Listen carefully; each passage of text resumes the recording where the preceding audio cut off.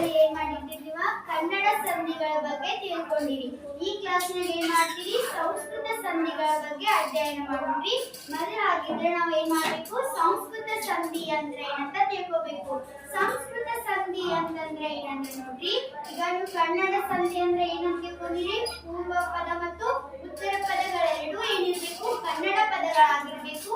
ಅದಕ್ಕೆ ನೀವೇನಂತ ಕರಿತೀರಿ ಕನ್ನಡ ಸಂಧಿ ಅಂತ ಕರಿತೀರಿ.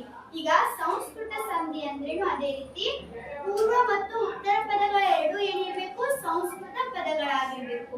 ಅದಕ್ಕೆ ಏನಂತ ಕರಿತೀರಿ ನೀವು ಸಂಸ್ಕೃತ ಸಂಧಿ ಅಂತ ಕರಿತೀರಿ. ಹಾಗಿದ್ರೆ ಹೇಗೆ ಪೂರ್ವ ಮತ್ತು ಉತ್ತರ ಪದಗಳೆರಡೂ ಸಂಸ್ಕೃತ ಪದಗಳಾದ್ರೆ ನೋಡ್ರಿ, ಈಗ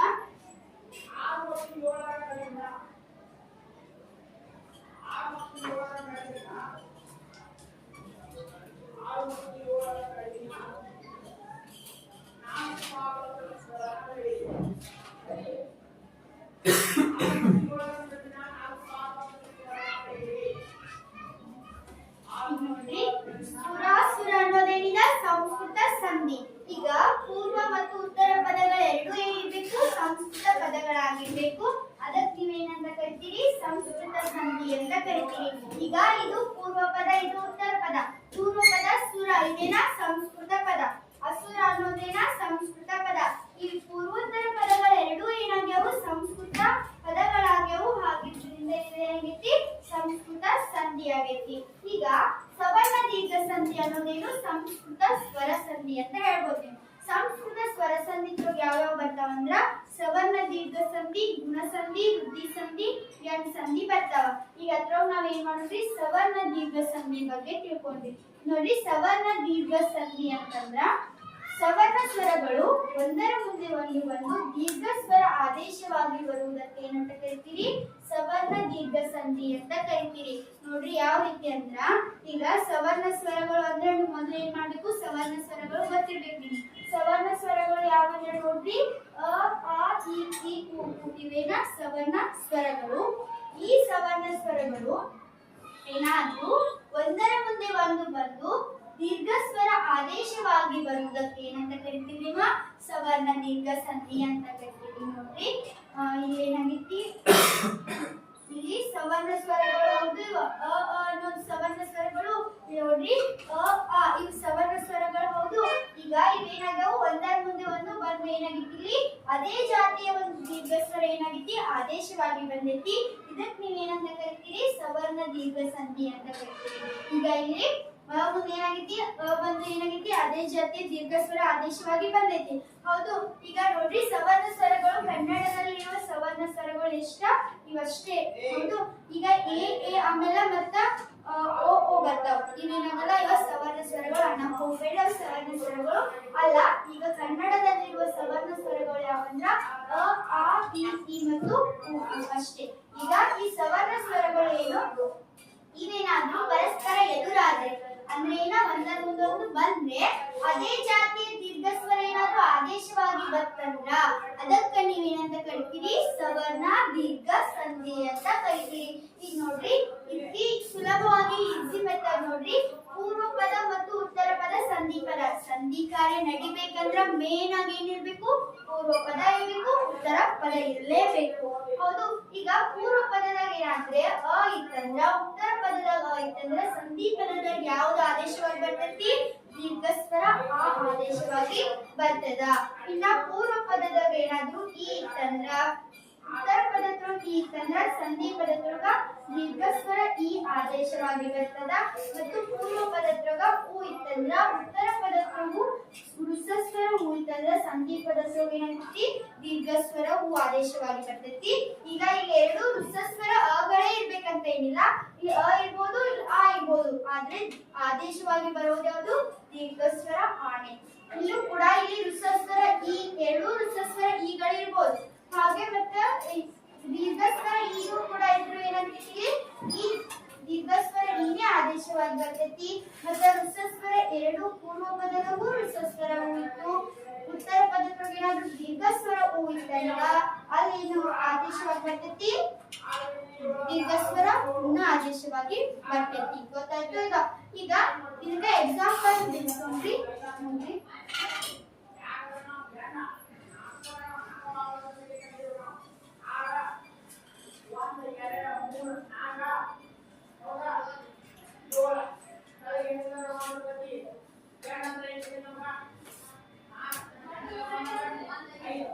ವಿದ್ಯಾಲಯ. ಇದನ್ನ ಬಿಡಿಸಿ ಬಂದಾಗ ಏನಾಗ್ತೈತಿ?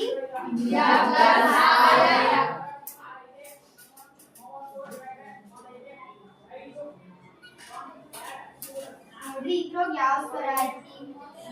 ಈಗ ನೀವು ಗುಣಿತಾಕ್ಷರ ಬಿಡಿಸಿ ಬರೋದ್ ಕಲ್ತೀರಿ ಇವಾಗ್ಲಿ. ನೋಡಿ ಯಾವ ಅರ್ಥ? ಇದ್ರೊಳಗ ಯಾವ ಸ್ವರ ಐತಿ?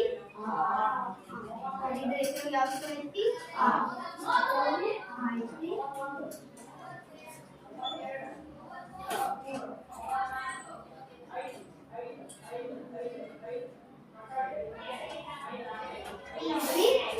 ಏನಾಗ್ಯಾವ? ಸವರ್ಣ ಸ್ವರಗಳು ಏನಾಗಿದಾವು? ಒಂದರ ಮುಂದೆ ಒಂದು ಪರಸ್ಪರ ಎದುರಾಗ್ಯಾವ. ಎದುರಾದಾಗ ಅದೇ ಜಾತಿಯ ದೀರ್ಘ ಸ್ವರ ಏನಾಗೈತಿ? ಆದೇಶವಾಗಿ ಬಂದೈತಿ.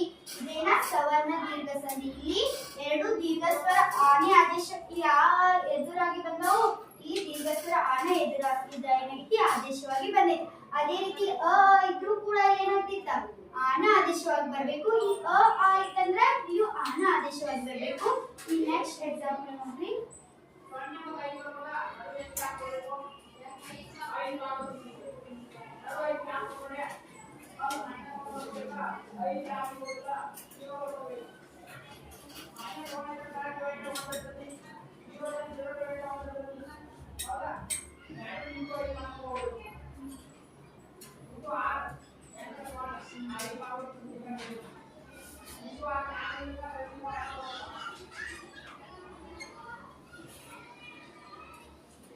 ನೋಡ್ರಿ ಕವೀಂದ್ರ ಅನ್ನೋದೇನು ಸಂಸ್ಕೃತ ಪದ. ಇದು ಸಂಸ್ಕೃತ ಸ್ವರ ಸಂಧಿ ಅಂತ ಹೇಳ್ಬೋದು. ಈಗ ಕವೀಂದ್ರ ಬಿಡಿಸಿದಾಗ ಏನಾಗ್ತೈತಿ?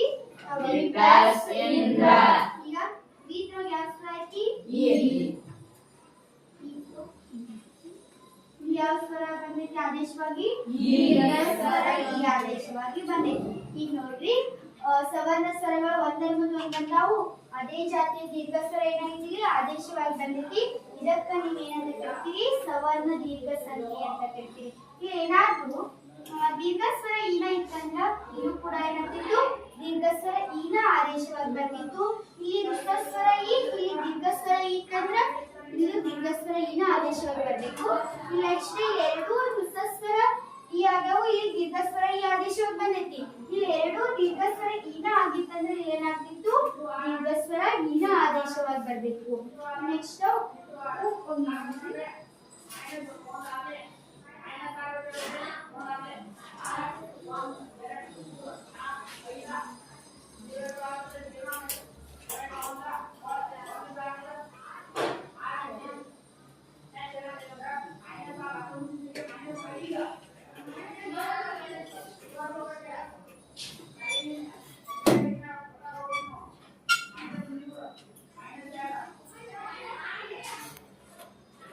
ಗುರುಪದೇಶ ಬಿಡಿಸಿದಾಗ ಏನಾಗ್ತೈತಿ? ಉಪದೇಶ. ಈಗ ನೋಡ್ರಿ ಪೂರ್ವ ಪದದ ಅಂತದಲ್ಲಿರುವ ಪದ ಇದು ಸ್ವರ ಇಲ್ಲಿ ರು ಐತಿ. ಇದು ಅಕ್ಷರ ರು ಐತಿ. ಇದ್ರೊಳಗ ಯಾವ ಸ್ವರ ಐತಿ?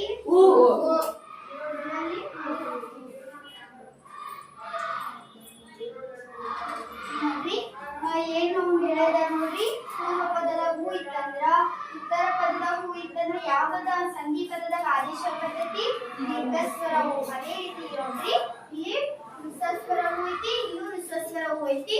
ಈ ದೀರ್ಘ ಸ್ವರ ಹೂ ಆದೇಶವಾಗಿ ಬಂದೈತಿ. ಇಲ್ಲಿ ಏನಾದ್ರು ಎರಡು ದೀರ್ಘ ಸ್ವರ ಹೂನ ಇತ್ತಂದ್ರ ಇಲ್ಲೂ ದೀರ್ಘ ಸ್ವರ ಹೂನ ಆದೇಶವಾಗಿ ಬರ್ತೈತಿ. ಇಲ್ಲಿ ಒಂದು ಋಸ್ವರ ಒಂದು ದೀರ್ಘ ಸ್ವರ ಇತ್ತಂದ್ರ ಇದು ಏನಾಗ್ತೈತಿ? ದೀರ್ಘ ಸ್ವರ ಹೂನ ಆದೇಶವಾಗಿ ಬರ್ತೈತಿ. ಎರಡು ದೀರ್ಘ ಸ್ವರ ಹೂನ ಇದ್ರೂ ಕೂಡ ಇಲ್ಲಿ ಏನಾಗ್ತೈತಿ? ದೀರ್ಘ ಸ್ವರ ಹೂನ ಆದೇಶವಾಗಿ ಬರ್ತೈತಿ. ಎರಡು ಋಸ್ವರ ಹೂಗಳೇ ಇದ್ದರೆ ಏನಾಗ್ತೈತಿ? ದೀರ್ಘ ಸ್ವರ ಹೂನ ಆದೇಶವಾಗಿ ಬರ್ತೈತಿ. ಸವರ್ಣ ದೀರ್ಘ ಸಂಧಿ. ಇನ್ನೊಂದು ಎರಡು ಉದಾಹರಣೆ. ಭಾರತಾಂಬೆ ಈ ಪದ ಯಾವ ಸಂಧಿಗೆ ಉದಾಹರಣೆಯಾಗಿದೆ? ಭಾರತಾಂಬೆ.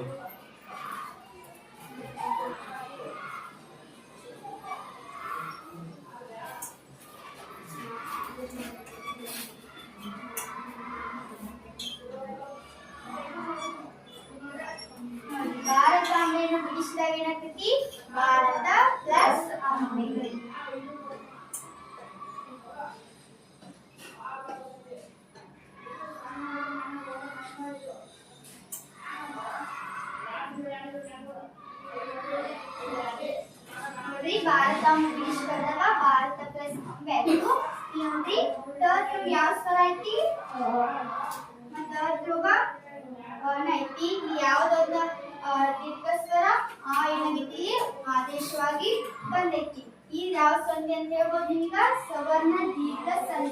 ಯಾವ ರೀತಿ ಅಂದ್ರೆ ನೋಡಿ, ಸವರ್ಣ ಸ್ವರಗಳು ಒಂದರ ಮುಂದೆ ಒಂದು ಬಂದಾವು.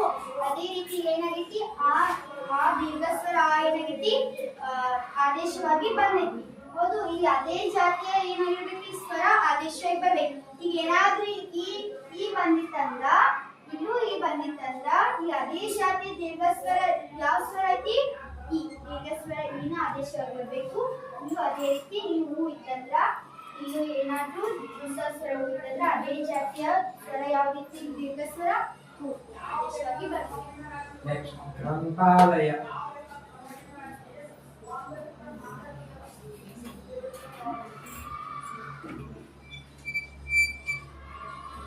ಗ್ರಂಥಾಲಯ ಬಿಡಿಸುವುದಾಗ ಏನಂತೀವಿ, ಗ್ರಂಥ ಪ್ಲಸ್ ಆಲಯ.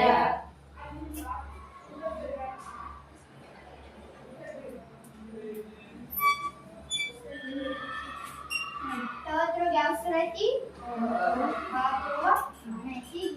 ಬಿಡಿಸುವುದಾಗ ಏನಾಗ್ತೈತಿ, ಗ್ರಂಥಾಲಯ.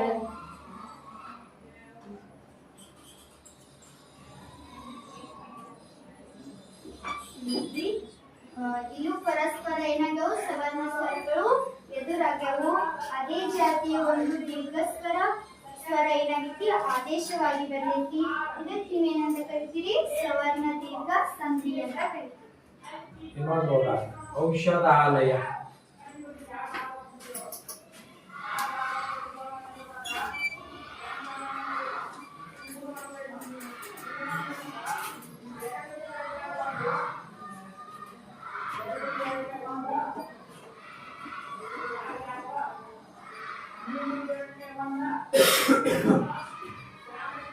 ಔಷಧಾಲಯ ಬಿಡಿಸಿದಾಗ ಏನಾಗ್ತೈತಿ, ಔಷಧ ಪ್ಲಸ್ ಆಲಯ.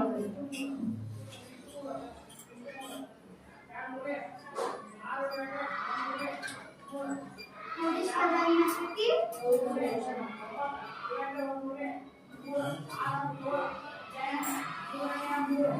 ನೋಡಿ ಯಾವ ಸ್ವರ ಕೂಡೈತಿ,